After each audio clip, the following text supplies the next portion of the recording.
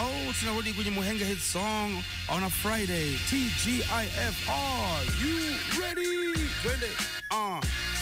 G. We're going back into time. Yani huyu ni star au bendi ya zamani. Jaribu kugesi ni nani.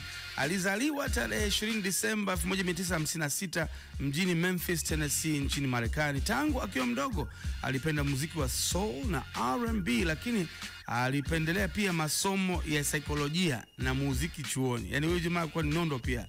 Huyu mtu alipomaliza elimu yake ya chuo kikuu hakutegemea kabisa kuwa ataingia kwenye tasnia ya muziki kitaalam, lakini sauti yake ya kipekee ilivutia watu wa karibu waliomshauri, oya, kwani usijaribu? Safari yake ya muziki ilianza pale alipokutana na Frederick Knight, mtayarishaji mashuhuri wa muziki. Knight alimshika mkono na kumwelekeza kwenye studio, akimpa wimbo ambao awali ulikuwa umeandikwa kwa ajili ya kundi la vijana, lakini alipoimba yeye ukawa ni ladha mpya tofauti. Wimbo huu uliandikwa na Frederick Knight na pia yeye ndiye alikuwa producer wake. Ilikuwa kazi ya haraka lakini yenye umakini mkubwa, iliyopelekea sauti yake kuwa alama ya mabadiliko katika muziki wa disco mwishoni mwa miaka 1970. Sasa wimbo huu ulipotoka mwaka 79 ulipenye kila kona ya dunia. Ulikuwa namba 1 kwenye Billboard Hot 100 nchini Marekani na kwenye chati za kimataifa kama Uingereza, Canada, Australia. Yani ulipata mauzo ya zaidi ya milioni 1 ndani ya muda mfupi. Si kama siku hizi kuna stream tu.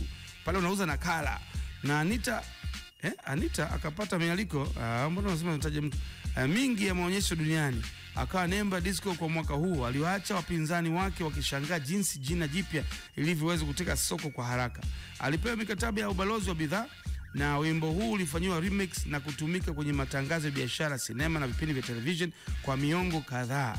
Katika moja mahojiano, huyu bibia aliwahi kusema, sikuwahi kufikiria kuwa wimbo mmoja inaweza kunipeleka mbali namna hii. Nilihisi kama naishi ndoto ya mtu mwingine. Kauli hii inaonyesha unyenyekevu wake licha mafanikio aliyopata kwa kasi kubwa sana.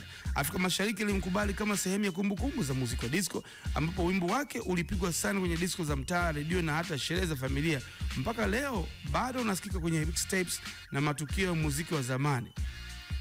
Haya, hatimaye na wimbo huu unaweza sisi kwenye kumbi mbalimbali za disco hata leo usiku wa leo. Unajua rafiki yangu mmoja JD in the house, wimbo huu lazima hizi zinaweza kupigwa na watu wakacheza kweli kweli.